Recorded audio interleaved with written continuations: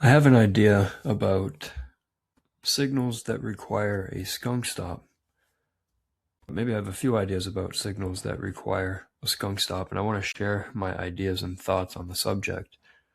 First of all, what is a skunk stop? A skunk stop is a stop in a location that does not make sense. It's not logical. Like if you're selling, if you're going short, you put a stop loss above your entry, and a skunk stop would be in a location where resistance is expected. Or if you're buying, you put a stop loss below your entry. A skunk stop would be at an area of support where you would expect price to bounce or reverse. So the first example I want to talk about here is bar 10 on this chart. So the bar all the way to the right. And here we have a gap up going into the day. Look to the left. The market's in a trading range. We have a gap up, a pullback, a second leg, a pause, maybe an attempt at a third push up here, testing resistance. And then we have a strong bear breakout 9 and follow through bar 10. No doubt about it, bar 9 is it's a strong bear breakout. And 10 is a follow through bar, and that's good for the bears. However, bar 10 is testing support. Once again, look to the left. We gapped up. We tried to reverse here. Stop order sell below bars 1 and 2. Failed on 3. Reversed up 4 and 5. The market's coming back and testing this support. So the expectation is that there's probably buyers in this area. Anyone who sold down here is trapped by the rally, and that's going to create support and at least a bounce. But strong enough bear breakout that a second leg sideways to down is likely because of the trapped traders above, especially at breakout points where the high closes. So 9 and 10, strong bear breakout and follow through, but in a bad location. Now for me, I like to use pretty much the same structure for every trade, and that is using a stop at 150% of the signal and a target equal in size to the signal. So I'm looking to capture a second leg in the direction of the signal before the market pulls back 150% of the signal. So what that would look like with bar 10, from the high of the bar to the close of the bar, this tool automatically draws the 150% pullback. So that's up here. I'll mark that. And you might notice it's near breakout points like the low of bar 6, the low of bar 7 and 8. All of these lows are breakout points and expected to be resistance. So if I were to sell the close of bar 10 and use the stop at the 150% pullback, this signal requires me to use a skunk stop. It does not make sense to sell bar 10 and then use a stop here near breakout points, because if anything, there's probably going to be sellers here exactly where my stop is required. So I have two options, at least two options. The first option is I just do not take the trade. So I pass on the signal, I wait for something else.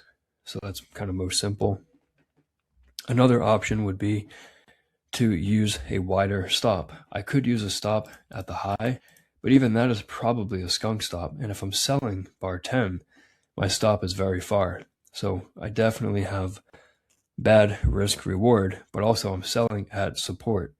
So not ideal, especially because momentum is slowing down. Big bar 9, smaller bar 10, and at support. So to be selling at support with big risk is not ideal.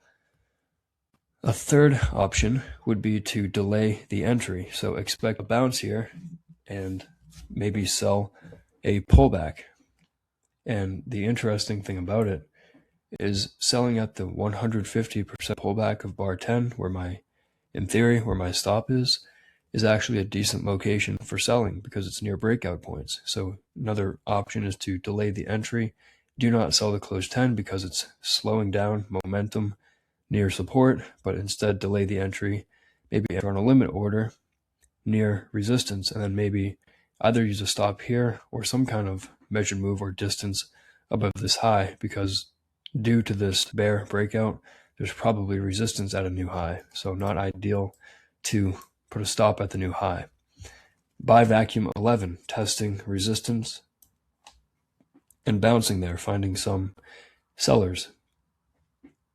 That's the first example. So first, I should say, strong bull breakout bar 11. That may need a second leg up. So the first attempt down will probably fail. We found buyers. Expect a second leg up. Sort of a two-legged pullback sideways. Is this the second leg down? Probably not. It looks like a bull breakout, a two-legged pullback, and then maybe the bulls get a second leg and there's sellers above. Now the bears, maybe they're getting trend resumption 15, 16, 17. You can see how selling the close of 10 and using this stop would get you in trouble. You'd be selling at the low and taking profits, or I should say taking a loss at the high. You're getting stopped out here. So that would be selling low and buying high, and that's the opposite of what you want to do in a trading range. So delaying the entry or passing on the trade would have been better. Now the market comes back and tests the close of 10 and probably going to find support there, buyers. And instead, the market breaks below, so that probably becomes resistance. So good for the bears as they get their second leg down, low too short. The second example, a little bit later in the day here, it's a similar situation. Once again, we're going to focus on support and resistance and signals using the 150% pullback level. So buy vacuum, 3 legs up, 23, 27, 33, and testing resistance high in a trading range. Pause bar in a late leg, far above the moving average, not great for buying. Probably going to find sellers in this area, and we do have a strong breakout 35, but micro channel 30 to 34, strong enough that the first reversal will probably fail. We probably need a test of the highs before the market reverses back down. But if anything here, I'm selling. I'm not willing to buy and scale in lower because there's too much risk that it's 3 legs up to the top of a trading range. And now we have a strong bear breakout and a follow through bar 35, 36, good for the bears. But same idea as bar 10. If I'm going to sell 36, I cannot use this 150% pullback level, because it's right at a breakout point. It's at resistance in this range. It's a strong bear breakout and follow through.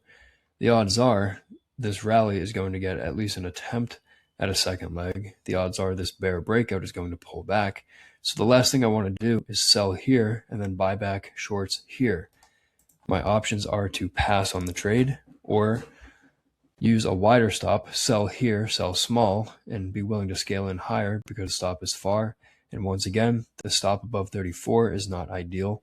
Even that's probably a skunk stop because of the strength of the bear breakout. There's probably sellers up here. Also the context, the bars to the left. So if anything, I'm either selling here small and using a wide stop, or I'm not selling 36. I'm waiting for a pullback. And then 37 outside up. So big bar for the bulls. That may get a second leg sideways to up, but we're testing resistance. Expect sellers in this area. And instead of getting a second leg, the bears end up getting their second leg down. So you can see selling at the breakout point. We're selling at the skunk stop location for the bar 36 signal. Would be a good location for selling, and then you can take profits here on bar 41.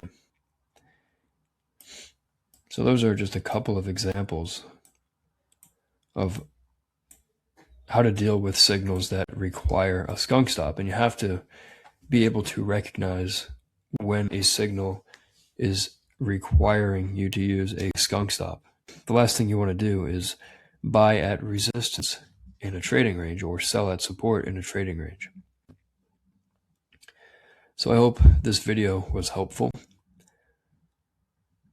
And that's going to be it. So thanks for watching. And for more price action, fundamentals, and how to trade price action, you can visit the Brooks Trading course. There's a link in the description of this video. Once again, thanks for watching, and I'll talk to everybody soon.